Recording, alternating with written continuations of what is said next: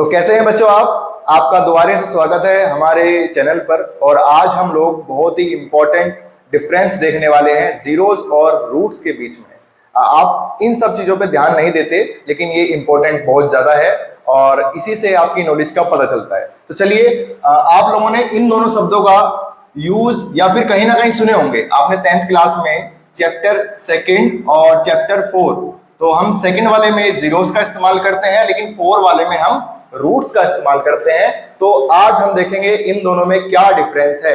Normal जो है दोनों की वैल्यू सेम होती है, लेकिन इस पे शब्दों का इस्तेमाल होता है। तो देखिए, जैसे कि हम बात करेंगे सेकंड चैप्टर में बेटा, तो जीरोस हमें कब इस्तेमाल करने हैं? सेकंड चैप्टर में हम लोग पॉलिनोमियल वाले केस में, जब हम पॉलिनोमियल पढ़ते हैं तो उस केस में जो सॉल्यूशन होता है उसको हम जीरोस बोलते हैं। लेकिन जब हम चैप्टर नंबर 4 पे जाते हैं तो वहां पे हम इक्वेशंस की बात करते हैं बच्चे, और जब इक्वेशंस की बात होती है तो उसी जीरोस को हम लोग रूट्स बोलते हैं। तो ये इनका डिफरेंस है। मैं आपको एग्जांपल के तौर पर समझाता हूं।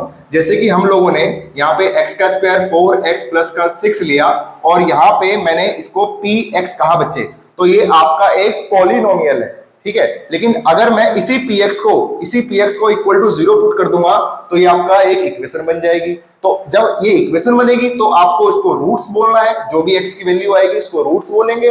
लेकिन अगर यहाँ पे आपका px है तो इसको हम पॉलिनोमियल बोलेंगे, और उस केस में जो भी x की वैल्यू आएगी उसको हम जीरोस बोलेंगे, रूट्स नहीं बोलेंगे। तो जीरोस का इस्तेमाल कब करना है? पॉलिनोमियल के साथ। और रूट्स का इस्तेमाल कब करना है? जब हमें इक्वेशन दी गई हो उसके लिए। ये सिर्फ क्वाड्रेटिक के लिए नहीं है, ये लीनियर के लिए भी है, क्यूबिक के लिए भी है। मतलब जितनी भी पावर होगी, अगर उसके साथ पॉलिनोमियल लगा है तो उसको आप जीरोस कंसीडर करोगे, और अगर इक्वेशंस लगी है तो आप उसको रूट्स बोलोगे बच्चे। इतना आपको समझ में आया? तो आप ये कहते कमेंट करो कि आपको ये पता था या नहीं पता था, और अपने दोस्तों के साथ जरूर शेयर करो इस छोटी सी इंफॉर्मेटिव वीडियो को।